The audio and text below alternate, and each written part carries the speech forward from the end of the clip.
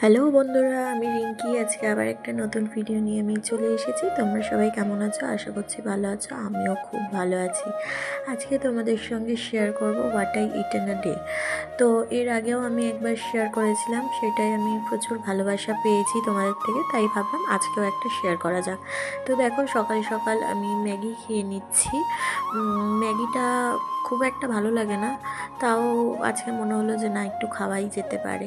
তো এখানে দেখো, রিবান বসেছিল, আর ওকে আমি কিছু না দিয়ে খাই না। মানে সে হয়তো ওর জন্য আনহেলদি, বাট কি করব বলো, ওকে না দিয়ে খাওয়া যায় না। আর যাই খাই একটু আধটু ওকে দিই। বোঝোই তো মায়ের মন, একটু না দিলে নয়। আর ও দেখছি ম্যাগিটা ভালো খাচ্ছে, আর যেহেতু মশলা দেওয়া, সেটা ওকে দেওয়া উচিত না, কিন্তু তাও কি করব বলো, একটু আধটু দিচ্ছি। তো যাই হোক, তারপরে আমি সকাল সকাল ম্যাগি খেয়ে নিলাম। তখন ঘড়িতে কটা বাজে, 11টা, সাড়ে 11টা বাজে। মানে রিবানকে স্নান টান করিয়ে আমি টিফিন করলাম। রিবান এখন লেটে উঠছে, যার জন্য দুপুরবেলা আর ঘুমায় না, মানে স্নান করার পর ও ঘুমায় না। তাই যাই হোক, তো বসে আছে আর আমি ম্যাগিটা খেয়ে নিচ্ছি। এইদিকে আমি ওকে বলছিলাম যেটা হচ্ছে কালকের পূর্ণিমা ছিল, তো পাশের বাড়ি দিয়ে দিয়েছিল। আর এই কাকিমার হাতের সিন্নিটা কিন্তু বেশ ভালো লাগে খেতে। আমি কোনো জায়গার খাই না, কিন্তু এই কাকিমার হাতের সিন্নিটা খেতে খুব ভালো লাগে। তো তারপরে দুপুরবেলা লাঞ্চে আজকে কী কী ছিল চলো দেখে নেওয়া যাক। আজকে ছিল পালং শাক ভাজা, মানে বেগুন দিয়ে ভাজা করে, যেটা আমার খুব ভালো লাগে। আর ছিল হচ্ছে আলু পোস্ত, আর আমার ফেভারিট হচ্ছে চিংড়ি মাছের মালাইকারি। প্রথমেই আমি পালং শাক দিয়ে খাচ্ছিলাম, বেগুন বেগুন দিয়ে যেটা ভাজা করেছিল, এটা কিন্তু বেশ ভালো লাগে। আমি পালং শাকের চচ্চড়ি যেটা বলে, সেটা খুব একটা ভালোবাসি না। মানে ওই আলু বেগুন সিম টিম দিয়ে যেটা করে তরকারি টাইপের, সেটার থেকে মনে হয় আমার ভাজাটাই বেশি ভালো লাগে। তো প্রায় সময় ভাজাই করে, ওই জন্য চচ্চড়িটা খুব একটা করা হয় না। তো দেখো, প্রথমেই আমি পালং শাক দিয়ে খেয়ে নিচ্ছিলাম, তারপরে খাবো হচ্ছে আলু পোস্ত দিয়ে। তোমরা হয়তো ভাববে যে আলু পোস্তর সঙ্গে ডাল, না, ডালটা খাই আমি, খুব একটা ভালো লাগে না।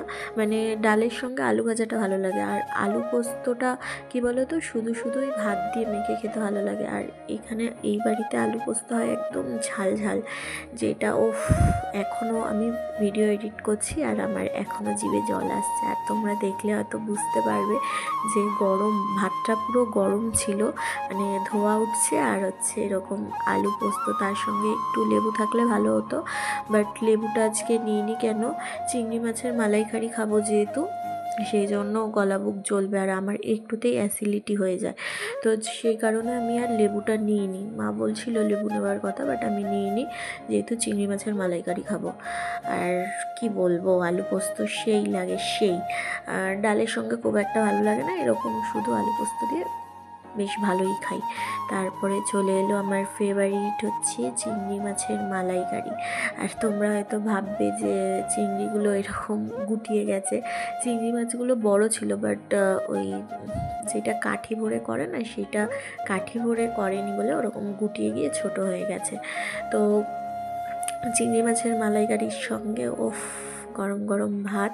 আর বলে রাখি, বড় চিংড়ির না আমি মাথা খাই না, মানে কোনো চিংড়িরই মাথা খাই না। আর বড় চিংড়ির তো মাথা খাওয়ার কোনো প্রশ্নই ওঠে না, আমার ভালো লাগে না মাথা খেতে, কেন জানি না।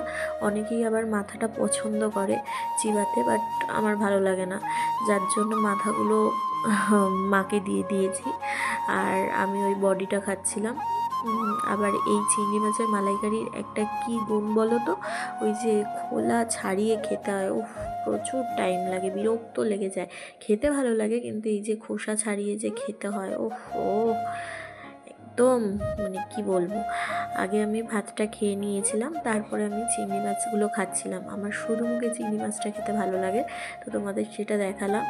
আর এই চিংড়ি মাছের যা দাম, মানে কি বলবো, এইটুকু চিংড়ি মাছ, মানে এত দাম। চিংড়ি মাছের বডি তো কম, আর মাথাটাই বেশি। এই মাছের মাথাটাই লোকে ভালো খায়, বাট আমার ভালো লাগে না। তো আমি সেটা মাকে দিয়ে দিয়েছি, আর আমি এখন বসে বসে চিংড়ি মাছগুলো খাচ্ছিলাম। আর কি যেন একটা ভাবছিলাম সেটা মনে নেই আমার। তো যাই হোক, দেখো আমার চিংড়ি মাছ খাওয়া কমপ্লিট। এবার হচ্ছে বিকেলে ঘুম থেকে টিফিনে উঠেই কি আগে আছে হচ্ছে গরম চলো গরম চা দেখে নেওয়া যাক। যেটা আমি করি ডেলি। তো তোমরা সেটা জানোই, এর আগের দিন তোমাদের আমি ভিডিওতে বলেছি। আর আমি একটু লিকার বেশি দিয়েই চাটা খাই। বাহ, তারপরেই হচ্ছে রিপনকে বলেছিলাম একটু ফিশ বাটার ফ্রাই আনতে, আর শুধু যে চিকেন মানে সলিড পিসের যে চিকেন পকোড়াগুলো হয় সেগুলো আনতে। তো এনেছিল, সেটাই খেয়ে নিলাম। তখন ঘড়িতে 8টা বাজে।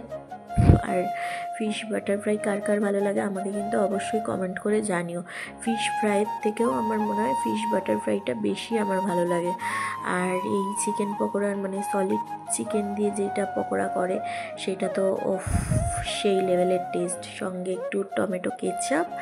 আর যদি কাসুন্দি হয় কোনো কথাই নেই, বাট আমি কাসুন্দিটা খাইনি। তোমাদের বললাম যে অ্যাসিডিটি হয়ে যাবে, একটুতেই আমার আবার অ্যাসিডিটি হয়ে যায়, যার কারণে আমি কাসুন্দিটা বাদ দিয়েছি। আর এখানে রিপন জিজ্ঞাসা করছিল ভালো লাগছে কি না, বললাম হ্যাঁ ভালো লাগছে। তোমাদের একটু দেখাই, মাছটা এতটাই ফ্রেশ, মানে কি বলবো, বেশ দারুণ খেতে ছিল। তো যাই হোক, এবার রাত্রের ডিনারে ছিল চিকেন কষা আর হচ্ছে ভাত। আমি রুটি খুব একটা খাই না, আর সঙ্গে ছিল একটু লেবু। তো ঝাল ঝাল চিকেন কষা। আর তোমাদের বলে রাখি, চিকেন কষাটা কিন্তু আমিই করেছি আজকে। সেই টেস্ট ছিল, সবাই বলেছে, বাড়ির সবাই। আমি বললে তো হয় না, আমি রান্না করে আমি যদি বলি তাহলে একটা খারাপ দেখায়।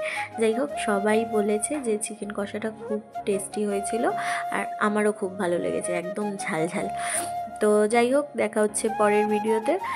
ভিডিওটা ভালো লেগে থাকলে লাইক কমেন্ট শেয়ার করে দিও, আর আমাকে ফলো করতে ভুলো না, জানো তোমরা এইভাবেই আমাকে ভালোবাসা দিয়ে